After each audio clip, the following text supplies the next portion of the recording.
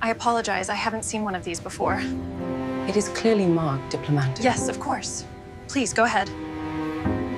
Detector beeped once, then twice. Heads turned. Amara Endoy froze mid-step, clutching her navy blue passport, embossed with gold, reading Republic of Senegal, diplomatic. The TSA officer sighed, loud enough for everyone to hear. Step aside, Metalletha. AM, he said, already waving another passenger forward. Behind him, a flight attendant, crisp uniform, forced smile, leaned toward her colleague. She says she's a diplomat, she whispered, mock disbelief lacing every syllable. That accent though, cute.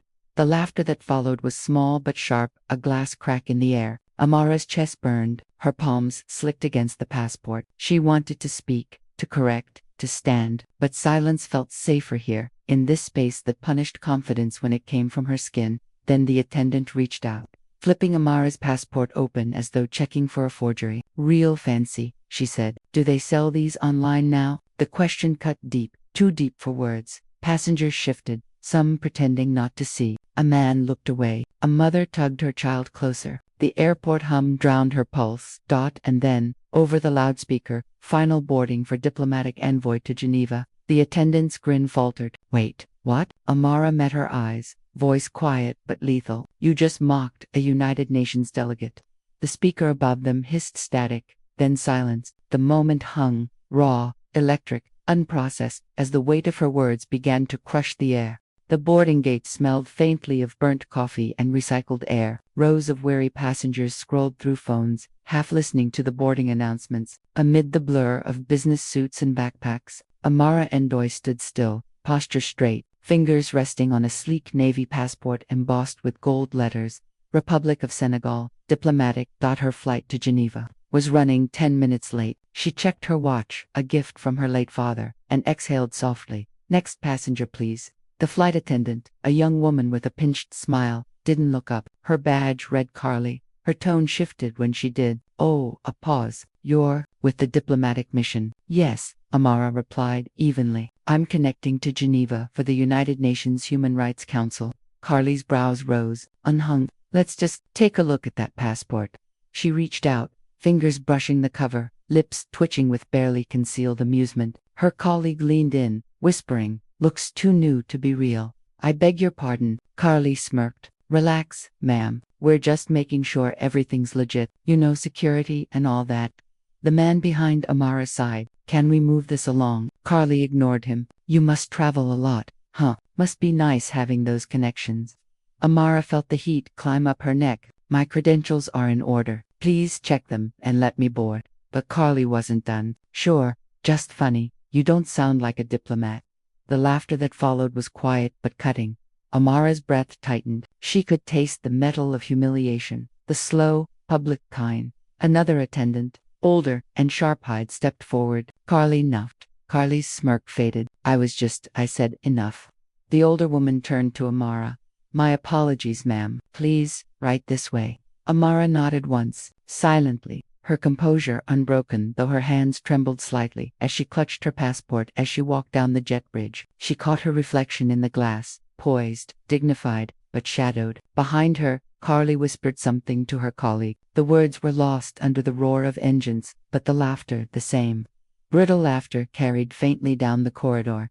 She stopped for half a second, turned her head just enough for the attendant to see the steel in her eyes. Not anger, not yet. Recognition. The kind that says, I will remember this. And then she stepped onto the plane, into silence, into flight, into the gathering storm that would soon make headlines around the world. The plane hummed with the steady rhythm of altitude that muffled, pressurized quiet, where everyone pretended not to notice each other. Amara sat in seat 14A, window side, fingers tracing the rim of her paper cup. She'd barely sipped the coffee. It tasted of burnt water and fatigue. Across the aisle, a child laughed at a cartoon on his tablet. The sound was innocent, unfiltered. Everything else wasn't. Carly, the same attendant from the gate, moved down the aisle collecting trays. Her tone with other passengers was chipper, too bright, too careful. When she reached Amara's row, the smile slipped. Ma'am, she said flatly, you'll need to move your bag under the seat. That's economy policy. Amara looked at the floor. Her briefcase was already in place, neatly tucked. It already is. Carly crouched halfway, pretended to inspect, then gave a tight smile. Just following procedure.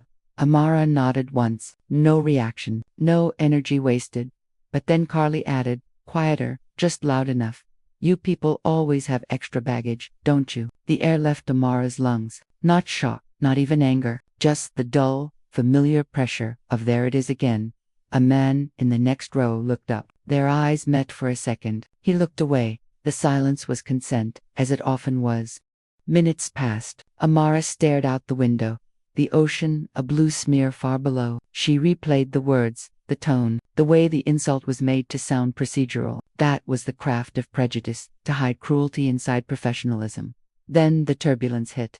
The plane jerked once, then twice. Drinks sloshed. Someone gasped. The captain's voice cracked through the intercom, calm but urgent. Ladies and gentlemen, please fasten your seatbelts. We're encountering a sudden air pocket. Carly's practiced confidence faltered. She stumbled slightly, catching the seat back near Amara's row. Her colleague called out, Carly, secure the galley. Amara instinctively reached out, steadying her. Their hands touched for a second, brief, unintentional. Carly froze. I'm fine, she muttered, jerking away. Just do your job, please.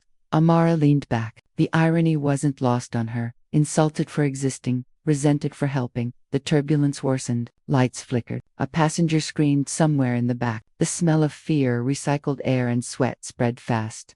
Across the aisle, a French businessman began hyperventilating. Je n'y peux pas. Je n'y peux pas. Amara unbuckled, steady but swift. Ill-fought respire lentement, she said, crouching beside him. Regardez-moi, is her calm, practiced French cut through the panic. The man followed her lead, matching her breaths. Slowly, his shoulders eased. When the shaking subsided, the cabin filled with tentative applause. Carly stood frozen mid-deal, watching Amara help the man back into his seat. The older attendant from the gate came over, eyes wide. Thank you, she said. That was incredible. Amara simply nodded. He needed reassurance, not fear. The man she'd helped turned toward the crew. El Masav, he said. She saved me. Phones rose. Someone recorded. Flashless, discreet. The moment caught and untraceable. Carly shifted uncomfortably. All passengers, please remain seated, she said, voice trembling. When the captain's voice returned, calm once more, the plane was steady again. Later, during beverage service, Carly approached Amara's row with forced politeness. Coffee, tea. Amara met her gaze. No, thank you. You handled that passenger well, Carly said, tone clipped, defensive. Guess you've had practice with situations like that. Amara turned to face her fully. Crisis management is part of my training. Diplomats learn it early. Carly blinked. Diplomats? Yes. Amara's voice was even, steady as gravity. Human Rights Council, Geneva. For the first time, Carly's mouth opened without sound. Her cheeks flushed, pale, then red. Oh, she said weakly. I didn't realize. Few people ever do, Amara said quietly. Returning to her window, the attendant lingered a second, wanting to recover the imbalance, the authority she'd assumed she held, but nothing came. She turned and walked away. Amara closed her eyes. The hum of the engines returned, smoother now. The ocean stretched below, endless and indifferent. She thought of every border she'd crossed, every gate where her name, her accent, her melanin became a question mark. She thought of how the world demanded humility from those it had already humiliated. Then she reached for her notebook, scribbled a single line across a blank page. Dignity is a quiet rebellion. She underlined it once, firmly. Hours later, when the plane touched down in Geneva, the internet had already begun to whisper. A clip of her calming the passenger, her poise, her calm, her uniform dignity had surfaced online. The caption read, "They laughed at her passport. They didn't know who she was." And beneath that, millions of views, and the slow, inevitable awakening of public outrage. The Geneva sky was pale and soundless. A thin blue stretched above glass buildings and order. Amara walked through the terminal with her passport held lightly, as though it were both shield and evidence. Her phone buzzed. One notification, then 5, then 50. She stopped by a window, frowning. At Global Aerowatch, UN diplomat humiliated mid-flight, then saves panicking passenger. Hashtag Amarandoi. Hashtag flight racism. The clip was 24 seconds long. Someone had recorded from a few rows back, Amara's calm voice in French, Collie's pale, uncertain face in the background. The comments poured like a flood. She handled that better than anyone I've ever seen. The flight attendant needs to be fired. Diplomat or not, how do they still act like this? By the time Amara reached baggage claim, the story had crossed oceans. Her phone rang. The caller ID read, Embassy Geneva Mission. Madame Noy, the voice of her aide, Daniel, sounded urgent. You've gone viral, I noticed. The press is calling. BBC, Al Jazeera, even CNN Africa. The ministry wants a statement, or silence. Which one do they prefer? The second, of course they did. Silence was always safer for diplomacy. Noise made donors nervous. Amara sighed. Schedule a briefing, but not a denial.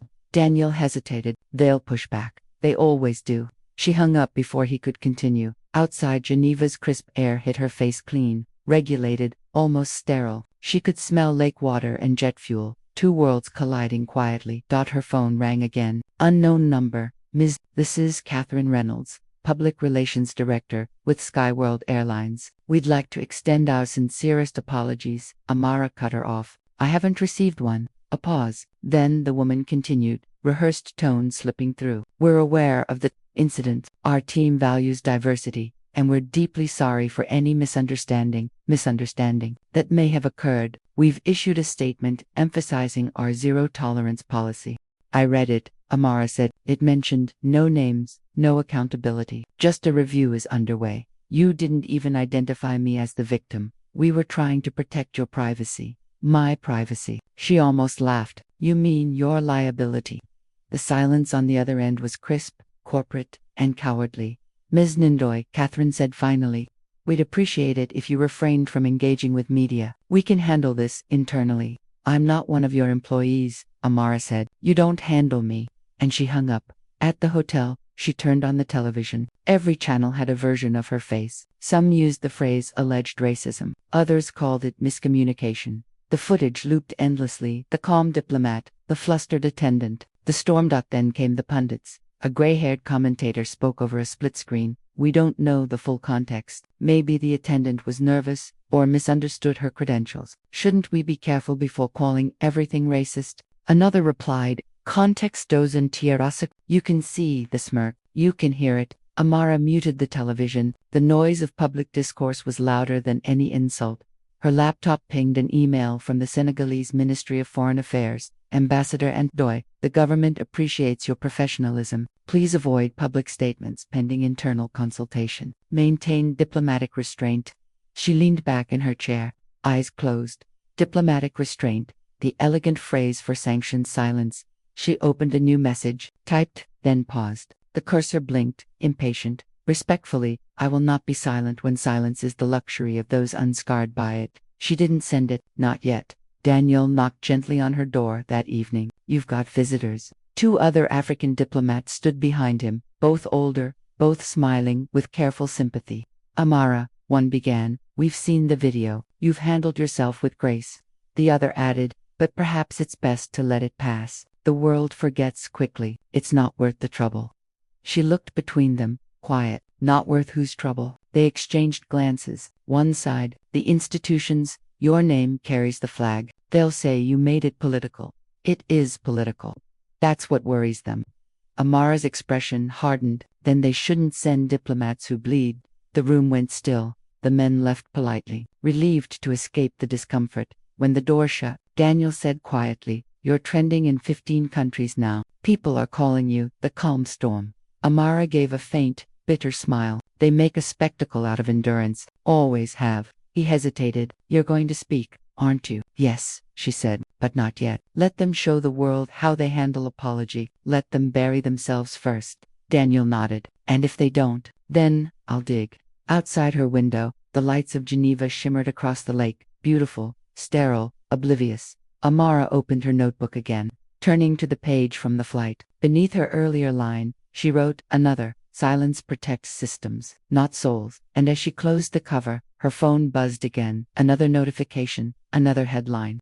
Airline responds to diplomat scandal, denies allegations of racism. Her jaw tightened. The next move, she knew, would not be theirs. The boardroom was too bright, a rectangular aquarium of glass, chrome, and tension. Geneva sunlight spilled across the polished table, where 4 executives waited, each with the same expression, careful regret. The Skyworld logo gleamed on the wall like an unblinking eye. Amara entered without ceremony, trailed by her aide, Daniel. She wore a muted gray suit, minimal jewelry, diplomatic badge visible. Her presence alone shifted the room's gravity. Ms. Nindoy, said Catherine Reynolds, the PR director from the phone call. Thank you for coming on such short notice.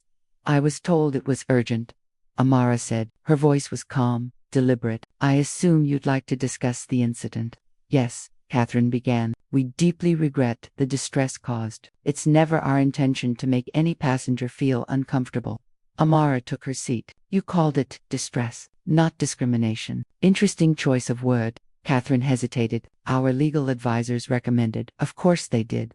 The silence that followed was thick, polite, and venomous.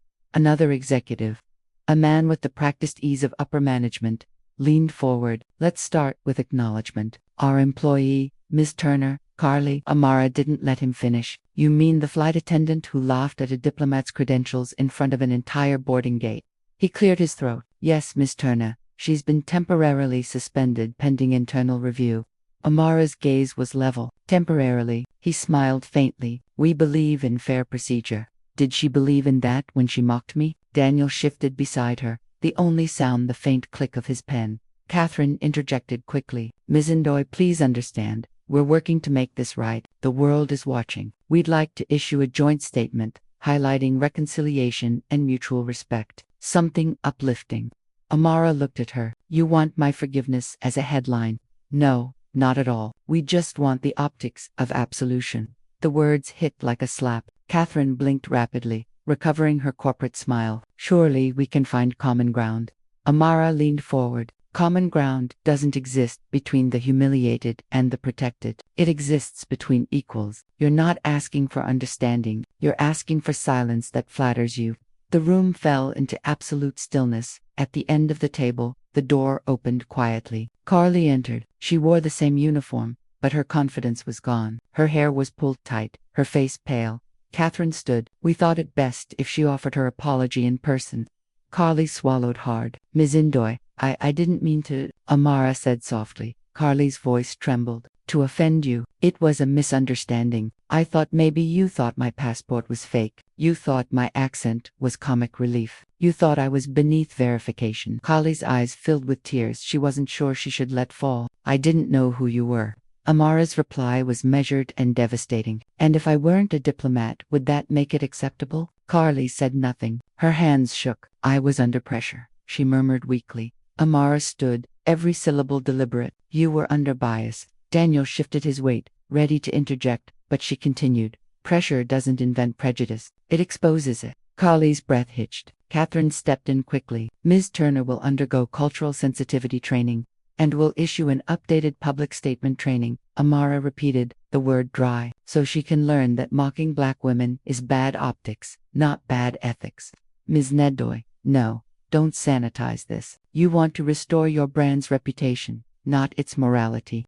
The executives exchanged uneasy glances. The man who'd spoken earlier said carefully, what outcome would satisfy you? Amara's gaze was cold-fired. Accountability, transparency, and reform that outlasts your news cycle. He frowned. You're asking for systemic change over an isolated incident. There are no isolated incidents, she said, only tolerated ones. Silence again, the kind that made people sweat.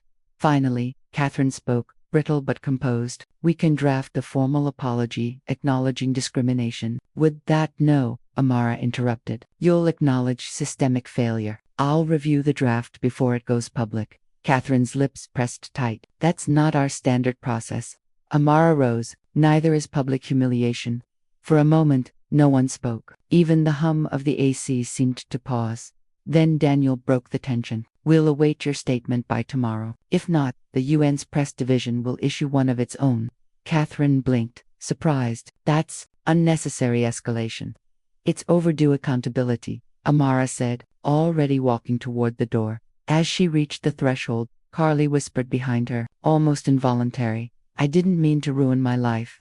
Amara turned her head slightly. No, she said quietly. You just wanted to ruin someone else's dignity. The difference is, mine recovered. She walked out, the echo of her heels punctuating every word the room had failed to speak. Outside the glass doors, Daniel exhaled. That was necessary, she finished. He nodded. They'll scramble. They'll pretend, she corrected. Then they'll scramble. And as they stepped into the Geneva sun, Amara's phone vibrated again, an alert flashing across the screen. Breaking.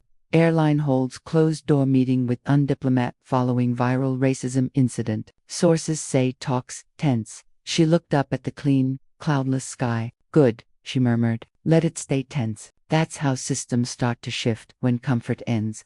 The newsroom lights burned too bright, too sterile, as if truth could be bleached into submission. Television anchors rehearsed concern, while makeup artists dusted their faces into neutrality. Screens flashed headlines. Diplomat confronts airline over racism allegations. Outrage or overreaction. Did the internet go too far? Amara watched from her hotel room, remote clenched in her hand. The same 24 seconds of her life replayed on endless rotation, her calm voice in the turbulence, the flash of fear in Carly's eyes, the clipped apology, over and over, dissected, reframed, repackaged. A host leaned forward on the split screen. We have to ask, was this truly racism, or simply a misunderstanding, amplified by social media? Another smiled thinly. Intent matters. Maybe the attendant didn't mean to offend. People are too sensitive these days. The audience laughed, polite, performative.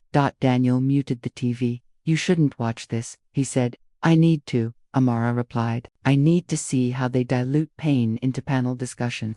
He hesitated. It's theater. They'll drag this until the next scandal breaks. She turned toward him. That's what they count on. Our exhaustion, our surrender. Her phone buzzed again. Another email flood.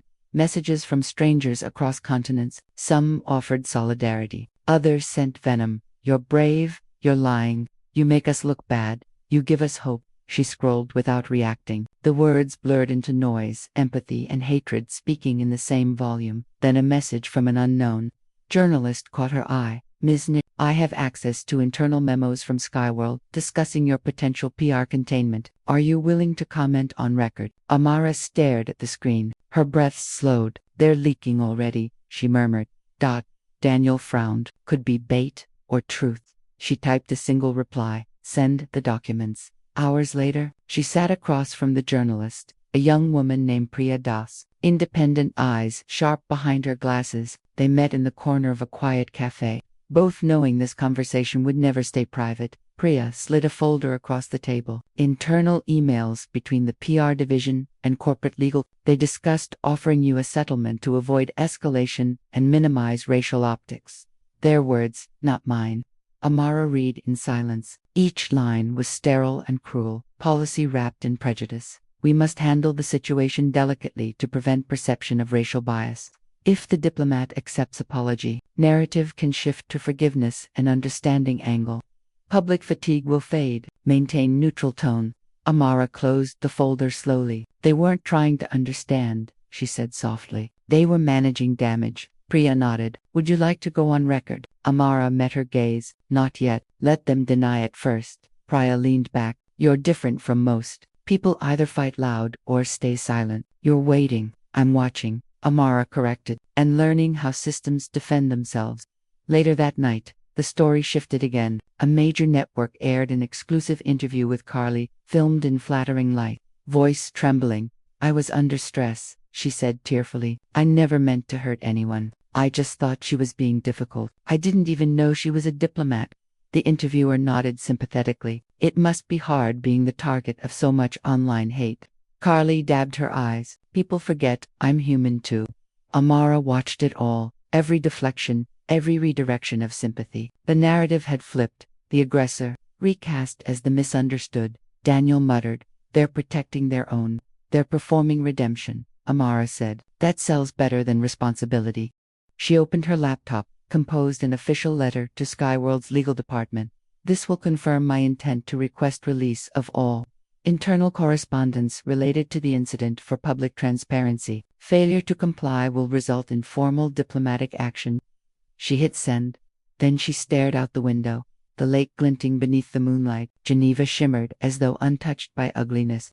But beneath the glass entreaties, the same hierarchies breathed. She whispered to herself. They called it turbulence, but it was exposure. Daniel glanced at her. What did you say? She turned from the window. Nothing. Just thinking how storms don't always destroy. Sometimes they reveal. The phone buzzed again, breaking news alerts lighting up the screen. Leaked memos suggest. Airline knew of racial bias complaint before Diplomat's statement. Company accused of cover-up. Amara exhaled slowly. There it is, she said. The crack. Daniel smiled faintly. You just widened it. Her voice was quiet, steady. No, the truth did. I only refused to step aside. Outside, thunder rolled softly across the Swiss sky. Not violent, but inevitable. The auditorium filled with murmurs and camera shutters, diplomats and journalists taking their seats beneath the United Nations insignia. The air hummed with the weight of protocol, the quiet choreography of nations pretending to listen.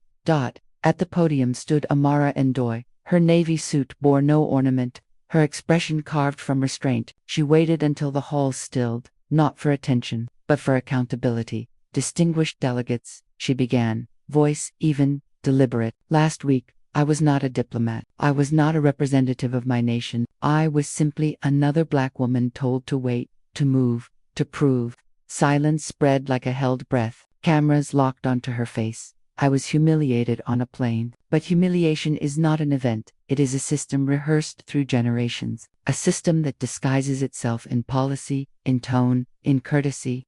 Her words did not rise in anger. They sank with gravity. When an airline decides an apology will suffice, they are not repairing harm. They are calculating optics. When media reframes prejudice as misunderstanding, they do not inform, they dilute. In the front row, Daniel watched her closely, recognizing that this was no longer about her flight. It was about every corridor of power that demanded silence for civility. Amara continued. I was told to let this pass, to forgive, for the sake of diplomacy. But diplomacy without truth is decorum built on denial. She paused. The pause was surgical, intentional. I am not asking for outrage. Outrage burns fast and dies young. I am asking for recognition, not of me, but of the structure that decided my worth before I opened my mouth. Screens across continents broadcast her face. Comment sections erupted in real time. Some called her brave, others called her divisive. She had anticipated both. Behind the podium, her hands remained steady. I stand here not as a victim, but as a witness. What happened to me happens daily to millions who do not have microphones. This is not a scandal. This is a mirror. Her gaze swept the hall, unflinching, almost clinical. And what we see in that mirror determines who we choose to be next. She stepped away. Applause did not erupt immediately. The hall was too stunned, too exposed. Then, slowly, it built, deliberate, uneven, but real. Daniel met her at the corridor behind the stage. You just rewrote the narrative, he said. No, she replied. I just returned it to its original author, the people living it. That evening, news outlets flooded with her speech. The same anchors who had debated her tone now called it historic. The same commentators who had questioned her motives now praised her poise. Carly's interview vanished quietly from the rotation. Skyworld CEO released a brief statement. We are reviewing internal practices to ensure inclusivity across all levels. But Amara knew the statement was insulation, not confession. She spent the night reading letters, handwritten, typed, translated, messages from flight attendants, teachers, lawyers, janitors, people who had seen themselves in her restraint, in her refusal to accept partial humanity. One letter stood apart. It was from an old professor in Dakar. History never changes from within its comfort zones. You have disturbed the furniture of diplomacy. That is the beginning of rearrangement. She folded it neatly, placed it beside her passport. The next morning, a journalist approached her in the hotel lobby. Ambassador Ndoye, can you comment on how your experience has influenced policy discussions at the UN? Amara's reply was short. If they need my humiliation to understand racism, then they haven't been listening. The reporter blinked, waiting for elaboration. None came. She exited into the pale Geneva light. The lake shimmered, unbothered by human hypocrisy. Across its surface, swans drifted like silence that refused to be forced into performance. Daniel joined her outside. You've started something you can't control. I know. Does that worry you? No, she said. Control is how they keep stories contained. I don't want control. I want continuation. He looked at her, not as a diplomat, not as a colleague, but as someone who had watched power fracture under her words. You think this changes anything? Amara's tone was detached. Not everything, but something. And something is how revolutions begin, quietly, rationally, inconveniently. Her phone buzzed again, a notification from Skyworld's board secretary, Ambassador in. The company would like to arrange a private meeting for direct apology and review of reparative measures. She read it once, then deleted it. Daniel frowned. You're not responding. She shook her head. They don't want to apologize. They want closure, and closure is the enemy of memory. They stood in silence as the city moved around them, diplomats boarding cars, locals rushing to work, news crews packing up cables. The world continued, indifferent, but slightly altered. For once, Amara allowed herself stillness, not victory, just stillness. Geneva looks different today, Daniel said quietly. No, she replied. I do. A breeze passed through the trees, light, decisive. She turned toward the road, toward her next meeting, toward the inevitable retraction cycle that would try to soften her impact. But for now, she didn't resist the calm. Her words had escaped containment. They no longer belonged to her, and that, she thought, was freedom, the kind that does not wait for permission. 3 days after Amara's speech, Skyworld Airlines launched its damage offensive. Their logo now accompanied words like diversity, commitment, and global sensitivity. Training, a montage of multiracial employees filled the company's new ad, soft piano, smiling attendants, captions about respect for all travelers. It aired during prime news hour. Amara watched it in silence from her hotel room. The screen showed a black flight attendant saying, "Every passenger deserves dignity." The irony felt like static. Daniel entered halfway through the broadcast. They're laundering the scandal through marketing. Classic crisis containment. They're rewriting the script before it's finished, she said. And doing it well. Public memory is short. Amara muted the TV. That's why we document. He understood this wasn't a fight for apology. It was for the narrative. The next morning, the Atlantic Voice published a feature titled The Diplomat Who Broke the Silence. It was incisive, well-sourced, and impossible to ignore. It quoted her speech, the footage from the flight, Carly's laughter caught on passenger video. For a moment, the world tilted. Skyworld's PR department scrambled. Hashtags multiplied. Then came the counter-narrative. Anonymous posts flooded forums. She overreacted. She used race to gain attention. Diplomats think they're above rules. A smear blog appeared within 24 hours, citing unnamed insiders who claimed Amara was rude to staff and difficult to work with. The stories were vague, unverifiable, and effective. Daniel showed her one headline on his tablet. Did the diplomat stage the incident? Her jaw tightened. Predictable. They're testing public fatigue. If they can't deny, they'll dilute. She stared at the screen. Then we won't let them. Later that afternoon, she received a call from Skyworld's legal department. A polished voice introduced herself as Victoria Lane, Senior Counsel for Public Affairs. Ambassador Endoy, the woman began. We'd like to resolve this matter discreetly. Our board has approved a private settlement and public acknowledgement of miscommunication. Miscommunication. Amara's tone was flat. Your attendant mocked my passport and delayed my boarding. That's discrimination, not miscommunication. Of course, Lane replied smoothly, but legally speaking, certain terminology is designed to protect you. Amara cut in. A pause. Ambassador, Skyworld values its relationship with the African Union, then it should have started by valuing my humanity. The line went quiet for a beat. Then Lane said, carefully, if this continues, the company will be forced to release internal records demonstrating your non-compliance with flight procedures. You wouldn't want this to escalate. Amara's pulse slowed. That's not a warning, she said. That's a mistake. And she hung up. 2 hours later, Daniel burst into her office. They leaked partial footage, just enough to distort context. He played the clip, edited to make her appear aggressive. Her calm insistence framed as confrontation. Social media fractured. News anchors debated tone again. Amara watched it unfold with detached precision. They're not fighting me. They're fighting the idea of me. You can't just absorb this, Daniel said. Fight back. I am, she said, but not their way. That evening, Amara arranged a press briefing. No podium, no lights, just a small conference room with a single camera. She spoke plainly. When corporations manipulate footage to protect themselves, they confirm the very systems I described. What you see now is not a misunderstanding. It's a mirror, and mirrors make the guilty panic. She did not raise her voice. She didn't need to. Within hours, the video went viral again, uncut this time, courtesy of the original passenger who uploaded the full recording. Public opinion reversed sharply. The smear accounts vanished. Skyworld's stock fell 8% overnight. Inside the airline's headquarters, executives convened an urgent session. The CEO slammed his pen on the table. Who authorized the partial clip? No one answered. PR managers exchanged glances. Lawyers whispered damage assessments. Do you understand what we've done? He said. We turned a PR incident into a human rights case. Victoria Lane sat silently at the end of the table. Her expression betrayed calculation, not regret. We issue a full apology, someone suggested. No, Lane replied. We issue a correction. An employee acted independently. We contained the fire.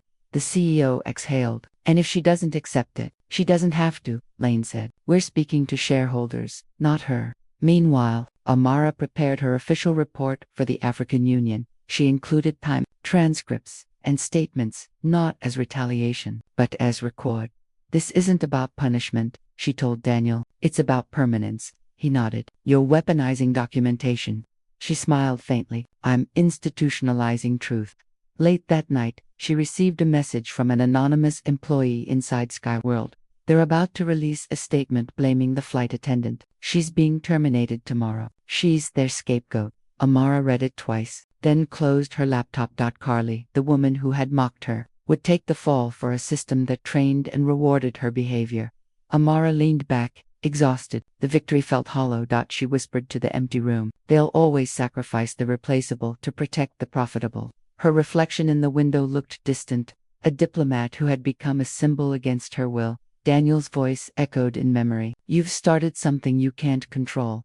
And she realized he was right. Control was gone, but influence that remained. She turned off the lights. The city outside pulsed with blue neon and consequence. Tomorrow, the airline would apologize. The world would applaud, and she would know it meant nothing yet, because beneath every apology was the same foundation of denial, polished but unbroken. And somewhere in that corporate silence, another humiliation was already being rehearsed. Morning broke with a statement. Skyworld Airlines official announcement. After careful internal review, we have determined that the conduct of flight attendant Carly Whitman violated company standards. Ms. Whitman's employment has been terminated. Skyworld remains committed to diversity and inclusion for all travelers.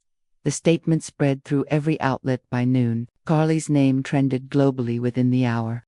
Amara watched the fallout from her office. A single photo of Carly, mid-20s blonde, smiling, appeared on every thumbnail. Headlines screamed racist flight attendant fired. The public devoured it. Daniel entered without knocking. They've found their villain. You've been vindicated, at least in headlines. No, Amara said quietly. I've been used. He studied her expression. Calm but carved with fatigue. She's the distraction, she continued. A system survives by sacrificing individuals. She humiliated you, Daniel countered. Yes, Amara said, but she didn't invent what trained her to do it. Across town, Carly sat in her apartment surrounded by flashing phones. Her voice cracked as she spoke to a local reporter standing at her door. I just followed procedure. I didn't mean to offend anyone, she said, tears smearing her mascara. They didn't even let me explain. The clip went viral within minutes. Sympathy began to shift. Some commentators called it a witch hunt. Amara watched, unmoved. The narrative is eating itself, she murmured. Daniel frowned. You almost sound sorry for her. I'm not, Amara replied. I'm sorry for how predictable it all is. By evening, Skyworld's CEO held a press conference. Cameras flashed, microphones crowded. We take full responsibility, he said. We've initiated comprehensive cultural training for all staff. A reporter raised her hand. Will you release the findings of your internal investigation? He smiled thinly. Transparency is our priority. Another lie, another shield. Amara watched from the hotel lounge, surrounded by diplomats pretending not to stare. One leaned over. You've caused quite the international ripple, he said lightly. I didn't cause it, she replied. I revealed it. He nodded, uncomfortable. Still, impressive outcome. Outcomes aren't justice, she said, rising to leave. Later that week, the African Union requested her presence at a closed session. The chair spoke with measured praise. Ambassador Ndoye, your courage has brought overdue attention to racial inequities in global travel. Amara inclined her head. Attention is not reform. The room shifted uneasily. Diplomats liked symbolic victories, not structural ones. A senior delegate asked, "What do you propose as next steps?" Independent oversight for airline discrimination cases, transparency in complaint processes, real accountability, not PR gestures. Some faces stiffened, others nodded cautiously. The chair cleared his throat. Ambassador, your passion is admirable, but let us proceed tactfully. Amara's gaze was cold. Tact is how injustice survives in polite society. The room fell silent. That night, she received an unexpected message. Ambassador Ndoye, this is Carly Whitman. Please, I need to speak to you, just once. Daniel advised against it. She's looking for absolution. Don't give it. I'm not giving, Amara said. I'm listening.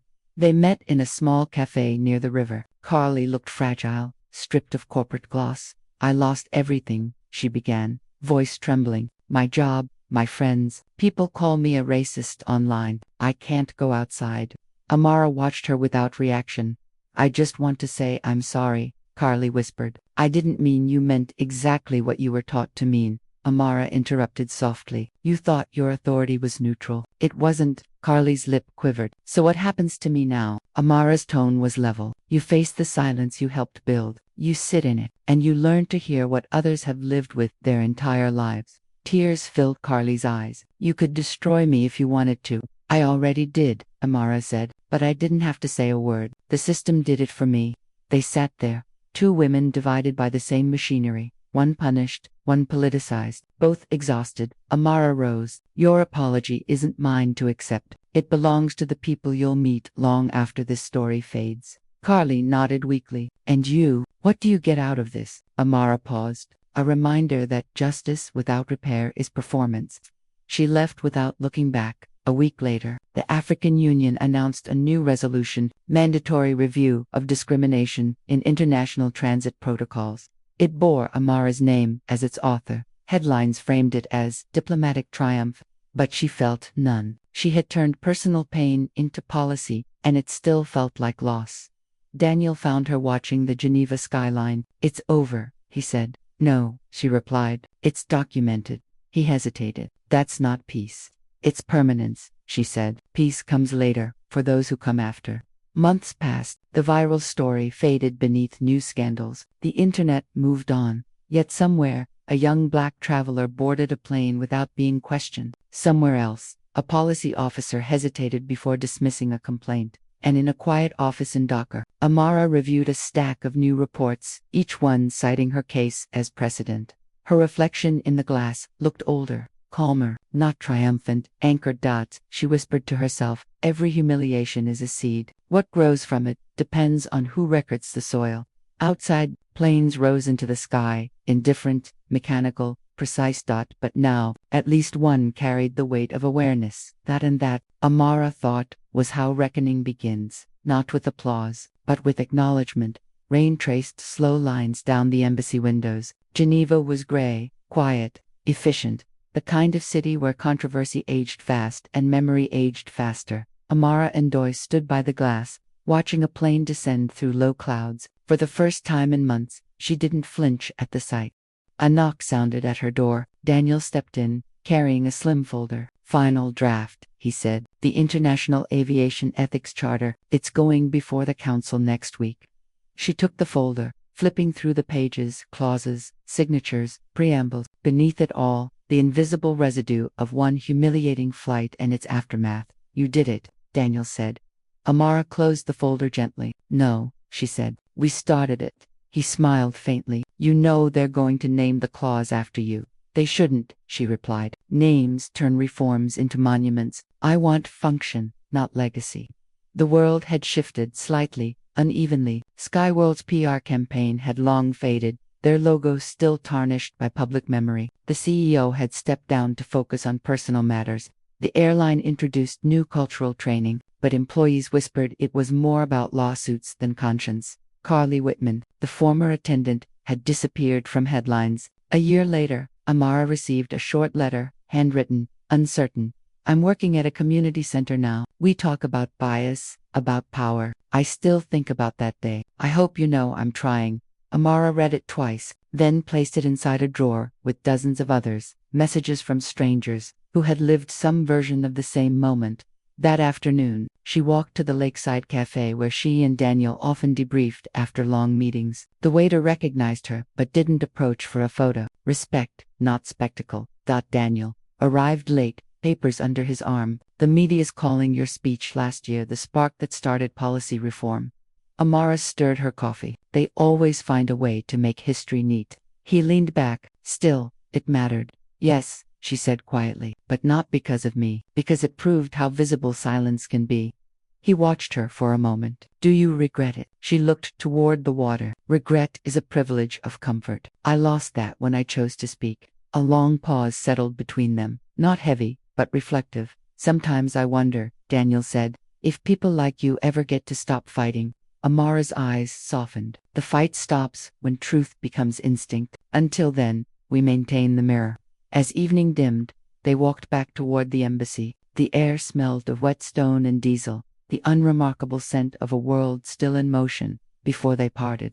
Daniel turned to her. 1 year ago, you were the story. Now you're the structure. She met his gaze. Structures last longer than outrage. He nodded. And colder, too. That's fine, she said. Change isn't meant to be warm. They parted ways at the corner, his footsteps fading into the crowd. Amara continued alone, her reflection stretching across the rain-slick pavement. In shop windows, on bus stops, she caught fragments of her own image, not the diplomat, not the headline, just the continuity of someone who refused to disappear after being humiliated. At the airport that night, a new Skyworld attendant helped an elderly traveler find his seat. Her tone was careful, her eyes attentive. The passenger thanked her. The attendant smiled, small, sincere. Amara would never know of that moment, but its quietness was her legacy. Above the city, planes lifted into the clouded dark, carrying passengers, policies, and the faint imprint of a reckoning that had started with laughter and ended with record. And somewhere in that endless ascent, the world adjusted, not completely, not permanently, but enough. Because change, Amara thought, is not a headline. It's persistence in motion.